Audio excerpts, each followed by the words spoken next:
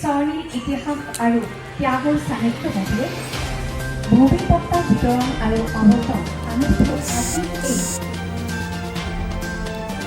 आसामनि गुबुन गुबुन जिल्लाफोरजों लोगोसे बिटिसिनि सिङाव थानाय दरब्रै जिल्लाफोर फारियै क'क्राझार, चिरां, बाक्सा आरो अदालगुरि जिल्लायावबो गोबां नखरफोरा हा गैयालासे रैखाथि गैयै बायदि संसार जाबोगासिनो दङ।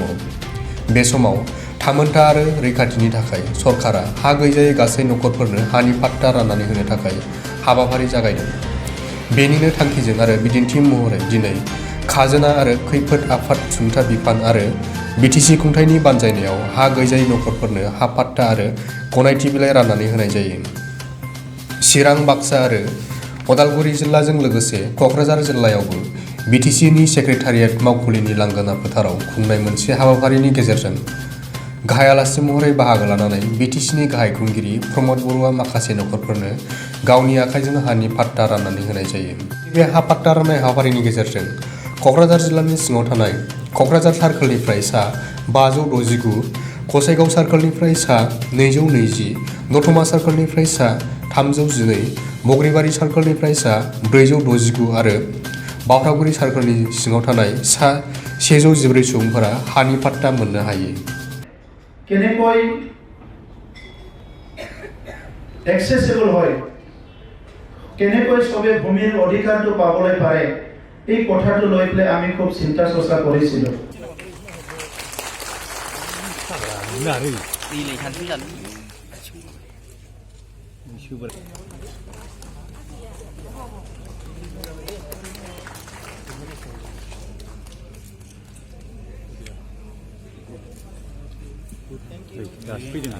মৌজাৰ হৰিণাগুৰিৰ একমুখ খণ্ডৰ স্বৰ্গীয় তাৰাবীৰ হয়, আজি প্ৰথমতে মই আমাৰ নেতাজী সুভাষ চন্দ্ৰৰ জন্ম জয়ন্তী, মই সুভাষ চন্দ্ৰ বসুৰ নেতাজীৰ প্ৰতি মই শ্ৰদ্ধাঞ্জলি জনাইছোঁ আমাৰ BTR গভৰ্ণমেণ্টৰ তৰফৰ পৰা।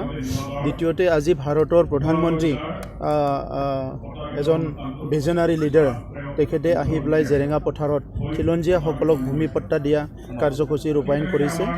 আৰু আমিও BTR চৰকাৰখনে আমাৰ এটা কমিটমেণ্ট আছিলে, নিৰ্বাচনত আমি কৈছিলোঁ এটা কমিটমেণ্ট আছিলে আৰু বহু বছৰৰ পৰা আমি উপলব্ধি কৰি আহিছিলোঁ কি বিভিন্ন জনগোষ্ঠী, বড়ো, ৰাভা, বিভিন্ন জনগোষ্ঠী ভূমিহীন বহুত লোক আছে। আৰু আজি আমি যিটো দেখিবলৈ পাইছোঁ, ইয়াত যিসকলে ভূমিৰ পট্টা পাইছে, এইটো বড়ো, ৰাজবংশী, ইয়াত বঙালী, মাইনৰিটি যিয়ে নহওক কিয়, তেখেতসকলো সঁচাকৈ ভূমিহীন হৈ আছিলে। আৰু তেখেতসকলক আজি কোনোবা 1 কঠা, কোনোবা 2 কঠা, কোনোবা 1 বিঘা ভূমিৰ পাট্টা পাবলৈ সক্ষম হৈছে। আৰু আমি আশা কৰিছোঁ কি এই যে ভূমিৰ সমস্যা, এইটো আমি লাহে লাহেকৈ ফেজ ৱাইজত সমাধান কৰিব পাৰিম। আমি এই কথাটো উপলব্ধি কৰিছোঁ যে এজন মানুহৰ থাকিবলৈ যদি অকণমানো ভূমি নাই, তেখেতসকলৰ জীৱনটো সদায় অনিশ্চয়তা আৰু অস্থিৰতা থাকিব লগা হয়। গতিকে মানৱ জীৱনত ইয়াতকৈ আৰু দুখ বেদনা একো থাকিব নোৱাৰে। তো সেইসকল ব্যক্তিক এটা মানৱতাৰ দৃষ্টিৰে আমি যিমান পাৰোঁ আমাৰ আইনী ব্যৱস্থাৰ মাজেৰে ভূমিৰ পাট্টাবিলাক দিব লাগিব। আৰু যি ফৰেষ্ট অঞ্চলবিলাকতো বহুতে বসবাস কৰি আছে, যিসকলে ভূমি পাট্টা পাবলৈ সক্ষম হয়, এই সকলো ব্যক্তিক আইনী ব্যৱস্থাৰ মাজেৰে, আজি বহুখিনি আইন আছে যিসকলে বিভিন্ন অঞ্চলত এই আইনবোৰে ভূমি পাট্টা দিয়াত বাধা আৰোপ কৰে। আৰু সেই আইনী ব্যৱস্থাবিলাক চাই পেলাই, য'ত যেনেকৈ ব্যৱস্থা আছে সেইটো চাই পেলাই যোনে যেনেকৈ যোগ্য সেই সকলক লাহে লাহেকৈ ভূমিৰ পাট্টা দিয়া যিটো কাম, সেইটো আমি কণ্টিনিউ কৰিম। আৰু এতিয়া আমাৰ ভাল হ'ল কি ইয়াত ৰেভিনিউ ডিপাৰ্টমেণ্টটো চাবৰ কাৰণে কোনো নাছিলে, যদিও ৰেভিনিউ ডিপাৰ্টমেণ্টটো আমাৰ কাউন্সিলক হস্তান্তৰ কৰা হৈছে। আৰু এতিয়া ডেপুটি কমিশ্যনাৰ আমাৰ হাতলৈ আহি গ'ল। গতিকে ডেপুটি কমিশ্যনাৰ BTR চুক্তিৰ আধাৰত আমাৰ হাতত যিহেতু 4.6 ক্লজৰ আধাৰত আমাৰ তাত আহি গ'ল, এতিয়া ডেপুটি কমিশ্যনাৰে আমাৰ উন্নয়নৰ কাম কাজত চকু দিয়াৰ লগতে বিভিন্ন ভূমি সমস্যা আৰু বিভিন্ন সমস্যাত কাম কৰিবলৈ পাৰিব। গতিকে মই আশা কৰোঁ কি কম সময়ৰ ভিতৰতে ভূমি ট্ৰেন্সফাৰ কৰা, ভূমি ৰেজিষ্টাৰ কৰা, ভূমি পাট্টা দিয়া, এই কামবিলাক মানে লাহে লাহেকৈ আগবাঢ়ি যাব। এতিয়া আমি যিহেতু ইয়াত যিখিনি ফেমিলি আছে, সেই ফেমিলিৰ এটা জৰীপ কৰিবলৈ গৈ আছোঁ যে সঁচাকৈ আমাৰ কিমান লাখ মানুহৰ, কিমান হাজাৰ মানুহৰ অকণমানো জীয়াই থাকিবলৈ ভূমি নাই, সেইখিনি আমি এটা আমাৰ লেণ্ড ৰেভিনিউ ডিপাৰ্টমেণ্টক এটা ছাৰ্ভে আমি দিছোঁ। আৰু এতিয়ালৈকে আমাৰ তাত যিবিলাক এপ্লিকেশ্যন আহিছে, তাত ইয়াতে প্ৰায় বহুত হাজাৰ এপ্লিকেশ্যন আমাৰ লগত আছে। আৰু সেই এপ্লিকেশ্যনখিনি আমি অলৰেডি স্ক্ৰুটিনি আমি কৰি আছোঁ। কোকৰাঝাৰ, চিৰাং, ওদালগুৰি, বাক্সা 4খন জিলাতে প্ৰায় 5,000 হিতাধিকাৰীয়ে ভূমিৰ পাট্টা পাব আৰু মই তেখেতসকলক কংগ্ৰেচুলেশ্যন জনাইছোঁ। কাৰণ ভূমি পাট্টা নোহোৱাৰ কাৰণে আমাৰ ছাত্ৰ ছাত্ৰীয়ে PRC নাপায়, বেংক লোন নাপায়, বহুতখিনি অসুবিধা, চৰকাৰী ঘৰ নাপায়, বহুতখিনি অসুবিধা তেখেতসকলে আছিলে। গতিকে আজি যিসকলে পাট্টা পাইছে, আজি সকলো ধৰণৰ সুবিধাবিলাক লাহে লাহেকৈ পাব। আৰু যিখিনি আৰু ভূমিহীন আছে সেইটো আমি স্ক্ৰুটিনি কৰি আছোঁ আৰু লাহে লাহেকৈ পৰ্যায়ক্ৰমে তেখেতসকলক ভূমি পাট্টা দিয়া কামটো আমি কৰি যাম। কাইলৈ BTR চুক্তি হোৱাৰ পিছত প্ৰথমবাৰৰ কাৰণে ভাৰতৰ গৃহমন্ত্ৰী আমাৰ কোকৰাঝাৰলৈ আহি আছে আৰু ভাৰতৰ গৃহমন্ত্ৰী অমিত শ্বাহ ডাঙৰীয়া BTR চুক্তিত সকলো দিশৰ পৰা তেখেতে গাইডেন্স দিছিলে, তেখেতে লিডাৰশ্বিপ দিছিলে, তেখেতে তত্বাৱধান কৰিছিলে আৰু এতিয়াও BTR চুক্তি ৰূপায়ণ যে হৈ আছে ক্ষিপ্ৰতাৰে, তাত কমপ্লিটলি এটা তত্বাৱধান কৰি আছে, মনিটৰিং কৰি আছে, এইটো হ'ল অমিত শ্বাহ ডাঙৰীয়া।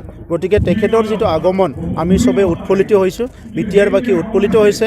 অহাকালিৰ পৰা 4 দিন কাৰ্যসূচী 27 তাৰিখলৈকে আমি আমাৰ যিটো BTR চুক্তি সেইটো আমি উদযাপন কৰিম বিভিন্ন কাৰ্যসূচীৰে।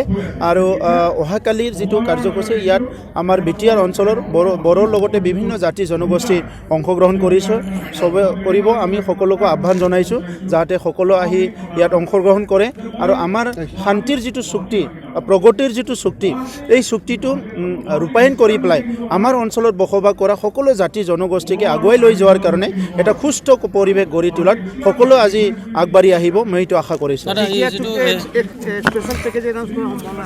হয়, অলৰেডি স্পেচিয়েল পেকেজ বুলি আমাৰ যিটো চুক্তিত বহুত আছিলে, সেই যিটো চুক্তিত যিবিলাক আমাৰ ইনষ্টিটিউশ্যনবিলাক আছে, ইয়াৰে কিছুমান ইনষ্টিটিউশ্যন কালি অ'পেনিং কৰা হ'ব, ইনগৰেশ্যন কৰা হ'ব। আৰু ইয়াত পেকেজ বুলি ক'লে কি, আগতো বহুত পেকেজ দিছে, ভালকৈ ৰূপায়ণ হোৱা নাই। ভাৰত চৰকাৰ, অসম চৰকাৰ টকা বহুত আহি গ'ল আগতে, কিন্তু ভালকৈ ৰূপায়ণ কৰা নাই। এতিয়া সেইকাৰণে প্ৰায় 3,000 কোটি টকাৰ লাইবিলিটিছ আছে। গতিকে চৰকাৰখনৰ পৰা আমি কোনো দাবী কৰিব নালাগে পেকেজৰ, চৰকাৰে আমাক এনেই দিয়ে। সকলো ডিপাৰ্টমেণ্টে ইয়াতে কাম কৰিবলৈ সাজু আছে, কিন্তু আমাৰ কাউন্সিলখনতহে আমি ছিষ্টেমটো সঠিকভাৱে কৰিব পৰা নাছিলে যোৱা 17 বছৰে। এইকাৰণে আমাৰ চৰকাৰ অহাৰ লগে লগে যিবিলাক কেৰুণ আছে, বহুত ডিপাৰ্টমেণ্ট আছে, ষ্টাফ নাই, বহুত ডিপাৰ্টমেণ্ট আছে কাম কৰিবলৈ স্কিল মানুহ নাই, বহুত ডিপাৰ্টমেণ্ট আছে আজিলৈকে কোনো আঁচনিয়ে ধৰিব পৰা নাই। সেই ডিপাৰ্টমেণ্টবিলাক সঠিকভাৱে আমি ষ্ট্ৰেংথেন কৰি পেলাই সকলো আঁচনিবিলাক আগুৱাই লৈ যোৱাৰ কাৰণে অলৰেডি আমি কাম কাজ আৰম্ভ কৰিছোঁ। আৰু দুৰ্নীতিমুক্ত এটা চৰকাৰ গঠন কৰাৰ কাৰণে, চৰকাৰ মানে চলোৱাৰ কাৰণে আমি ইতিমধ্যে কাম কৰি আছোঁ। আৰু এতিয়া তেনেকুৱা আমি বহুত ফেচ কৰি আছোঁ যে যোৱা 17 বছৰ যিবিলাক দুৰ্নীতি ভ্ৰষ্টাচাৰ হৈছিলে, এইটো এদিনতে নাইকিয়া হ'ব এনেকুৱা নহয়। সেইবিলাক তেখেতসকলে এতিয়াও মানে তেনেকুৱা মনোভাৱ লৈ আছে।